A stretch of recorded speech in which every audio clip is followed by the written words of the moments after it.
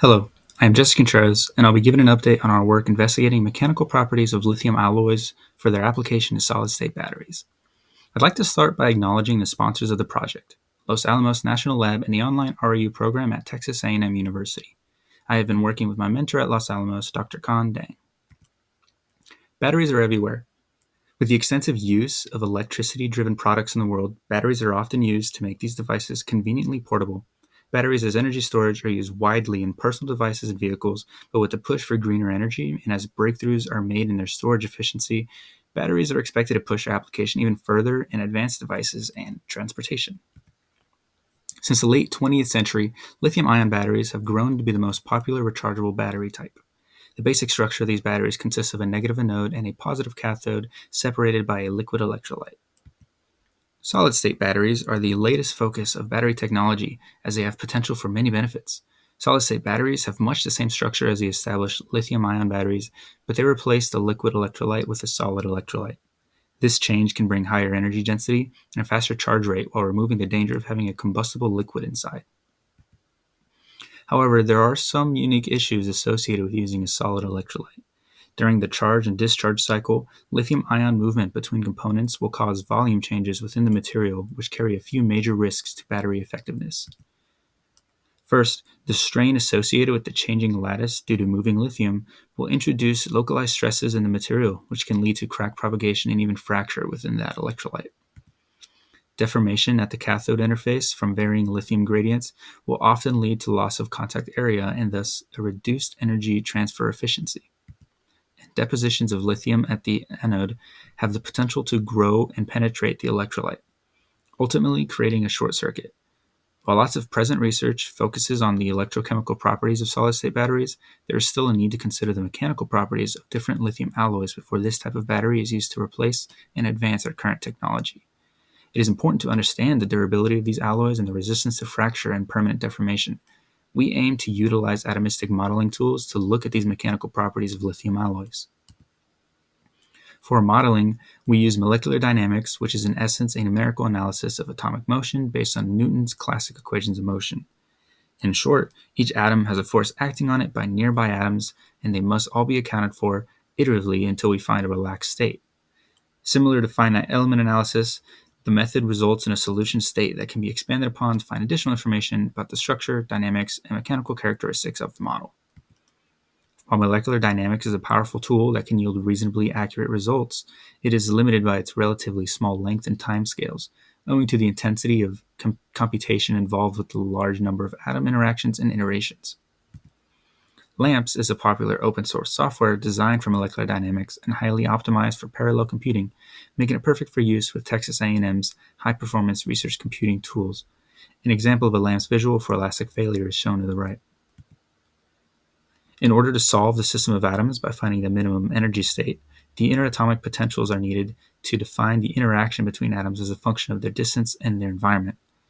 There are different styles of these parameters that can be used for molecular dynamics, like Leonard-Jones or the embedded atom method, which we'll be using a modified version of. Potentials are typically optimized for specific alloys at specific conditions and shared for reproduction as potential files.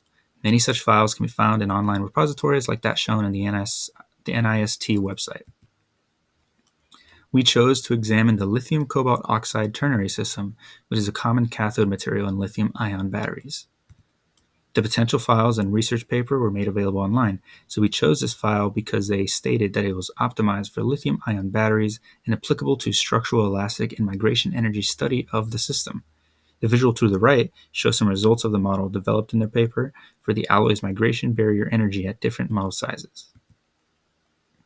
In order to simulate the system in LAMMPS, it first has to be modeled with the correct atom positions and atom types. LAMMPS has some functionality for this, but it is limited to simple structures and it's difficult for multiple atom types. So structured data was retrieved from the materials project or created myself using custom Python code. To the right are examples of a Python-created B1 structure and a materials project received ternary alloy structure. These are then read into the LAMMPS environment for the solver to use. The mechanical property that we are interested in is the elasticity. In simple terms, elasticity describes how much stress can be resisted by a material through stretch without permanently affecting its structure. like a rubber band that stretches and returns to a shape, but after a certain point it'll still snap. The stiffness tensor shown is essentially, it describes the material's elasticity in multiple dimensions and can be used for the bulk modulus, shear modulus, or Poisson ratio. Due to the previously stated risks of component fracture, it is desirable that the material have high elasticity to survive the volume changes involved with the charge and discharge cycle. This elasticity tensor can be calculated in lamps by measuring the structure's response to finite deformations in those individual directions. So let's start by talking about the calculated elasticity of the different structures. The lithium structure is just a simple body-centered cubic. We began the analysis with our code on this structure. When the simulation ran, it converged with values similar to those reported by the Materials Project, who reports that they get their values from the density functional theory, which is similar to molecular dynamics but it's focused on electrons. Typically, there's a slight difference in their accuracy, but being this close is good. The code was also supported to be accurate with a silicon structure example. Both of these use standard pair potentials. However, when moving forward with the lithium cobalt oxide structure, the model converged on a result containing negative values. This was a bit concerning and begged the questions: is it physically possible, and should we be seeing this in this specific alloy? After some research into the subject, auxetic materials, as they're called, do exist but are uncommon. These materials will expand in one direction as they are stretched in another, unlike normal materials, as you'd imagine, that compress in one direction when stretched in another. They do have promising potential for applications, and we found a paper that examines the application to lithium alloys by their nanostructure, but this does not imply that the behavior is intrinsic to lithium alloys. So receiving this result led to additional research into the multiple binary alloys reported in our potential paper. And upon further review, we found that our calculated values did not match what they reported there either. This led to further questions regarding the model and potential file. What could possibly be causing this disagreement? The method utilized by the paper's author could differ, as they use a different software to lamps, known as KISS-MDQ. Also, though they reported the potential file as suitable and intended for lamps, it is possible that there was some issue in the transfer of the file. So what would we do in this situation? We plan to contact the author of the paper and potential to double-check their versions, files, and results involved with their own model. In any case that doesn't help, it would also be possible to pursue optimizing the potentials ourselves. So there's likely some issue with our potential, but what would we have done if there wasn't? To simulate the change in lithium density associated with the battery charge and discharge cycle, where the lithium atoms are migrating, we plan to remove atoms and replace them within the simulation box. The change in structure may affect elasticity and will be recorded to see the trend.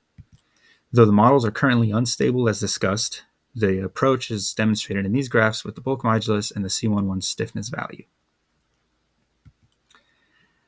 After this experience, there's a lot to take away.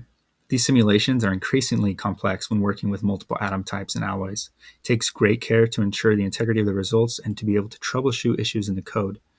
Additionally, there is more uncertainty for topics with less research, as there's less to compare to. The difficulty of finding alternative potential files and with validating the mechanical properties that we found goes to show that there is a great need for analyzing the mechanical properties of lithium alloys before they're ready for solid-state battery application. And lastly, it is important that computational research complements and is validated by experimental research. Computational methods are sensitive to input and always carry assumptions with them that distance it from reality. Though the time that I spent on this project was short, I learned a lot, and I appreciate the opportunity granted by our sponsors. Thank you.